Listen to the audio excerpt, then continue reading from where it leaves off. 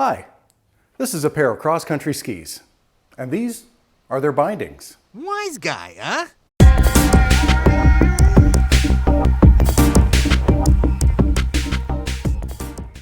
These are my wife's cross-country skis.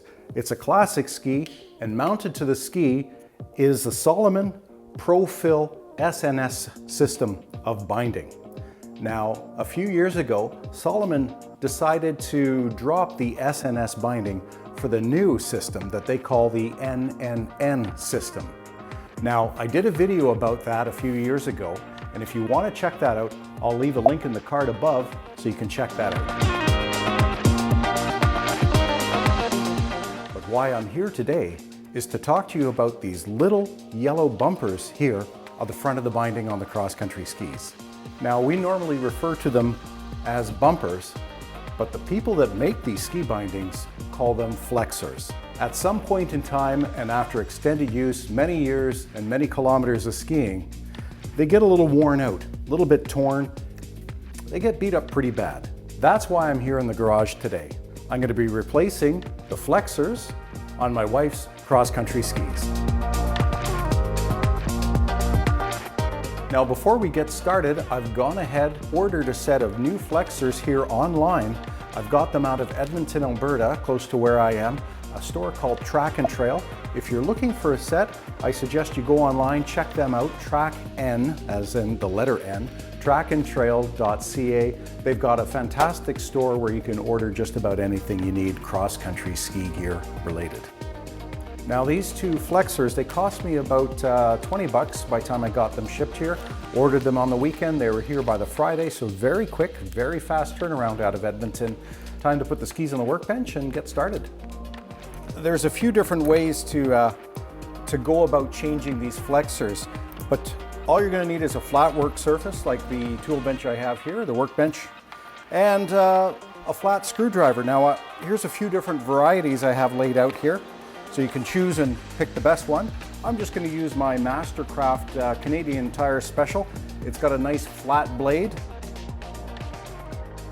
Does me well. So let's get started. The first thing I'm going to do is get the ski up on the workbench.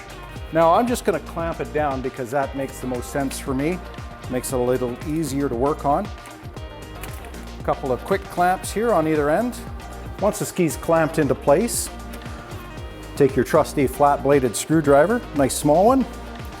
You want to go to the flector at the front here. Just pull it back, take the flat blade, insert it in the gap between the plastic and the rubber.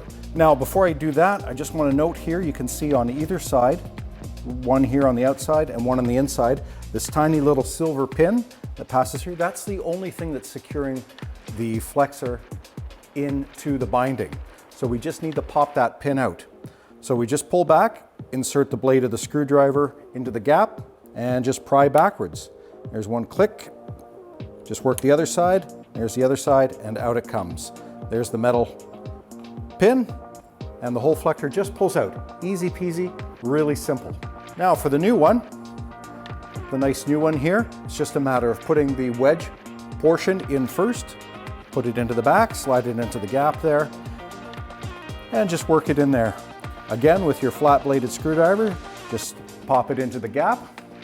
From the side, I can pull back just a little bit, push the pin in on one side, push the pin in on the other side. Didn't even click, but popped right into place. And that's it. Easy peasy. That's one ski done.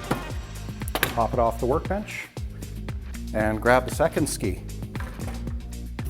Clamp it down.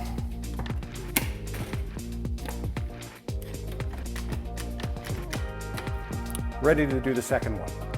So like I say, on the second one, just insert the flat blade, pry it forward, quick, 1, 2, 1, 2, there it comes, there's the pin.